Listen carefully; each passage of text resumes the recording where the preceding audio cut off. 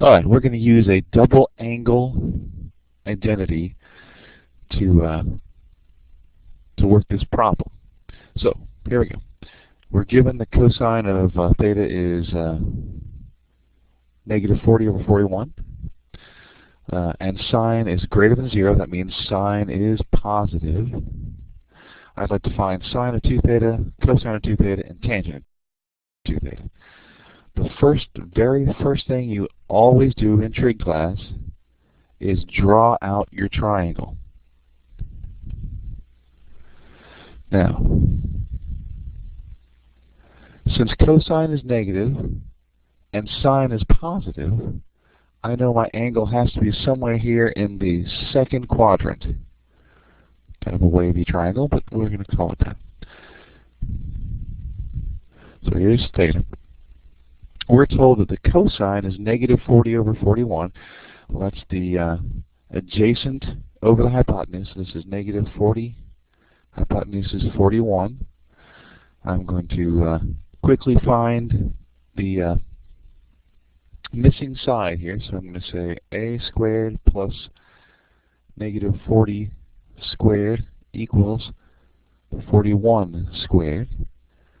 Or a squared plus 1600 equals 1681. I'll subtract my 1600 from both sides and get a squared equals 81. So a must equal a 9, and I will put that right over here. So there's our missing side. So let's write a few things down. Now that we figured that out, we can say the sine of angle theta is 9 over 41. The cosine we were already given, but let's write it out a second time. The cosine is negative 40 over 41. And the tangent will be the opposite of the adjacent, so the tangent will be negative 9 over 40. Negative 9 over 40. There we go. So there's all three of our trig ratios for that angle theta. Now let's start solving.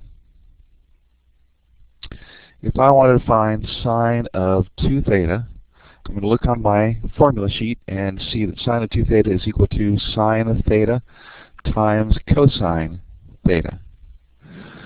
Alright, so in our case, sine of 2 theta is going to be equal to sine theta, we said it was 9 over 41, times cosine theta, we were told it was negative 40 over 41.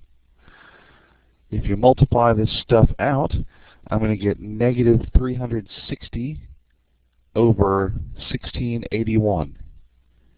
And it does not simplify down, so that's our answer for sine of 2 theta. Okay. Let's find cosine of 2 theta. Well, looking on my identity, my formula sheet, cosine of 2 theta has 3 different identities we can use. I'm just going to pick one. I'm going to pick the cosine squared theta minus sine squared theta. So in our case, cosine of 2 theta will equal cosine theta, which is, what do we say, negative 40 over 41, that whole thing squared, minus sine theta, which we said was 9 over 41, that whole thing squared.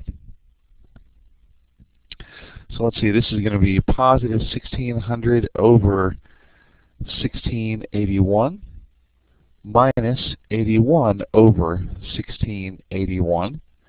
And after I subtract, that's going to be 1519 over 1681. And that does not reduce, so we are done with that problem. We now know what cosine 2 theta is. Last up is tangent. So let's look at tangent. Tan 2 theta. Again, from my formula sheet, I know that tan 2 theta is equal to 2 times the tan theta divided by 1 minus tan squared theta. So in our case, tan 2 theta is going to be equal to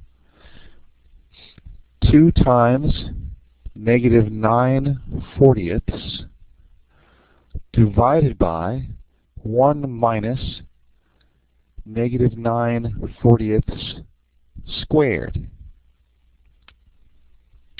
Okay, so think of this as 2 over 1. The 2 will cancel with the 40. Right, 2 goes into 2 once and into 40 20 times. So on top here, I'm going to have negative 9 over 20.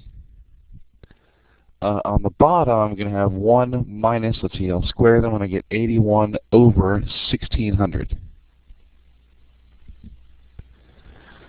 Okay. I'm going to rewrite that 1. Like anytime you have a 1, you can rewrite it as the same number on top and on bottom. So I'm going to rewrite it as 1600 over 1600. Right, so now when I come down this way, I'm going to say what I have on top is negative 9 over 20. What I have on the bottom is 1600 minus 81, so that's going to be 1519 over 1600. Now we all know how to work fractions. You take the fraction on the top times the reciprocal of the fraction on the bottom.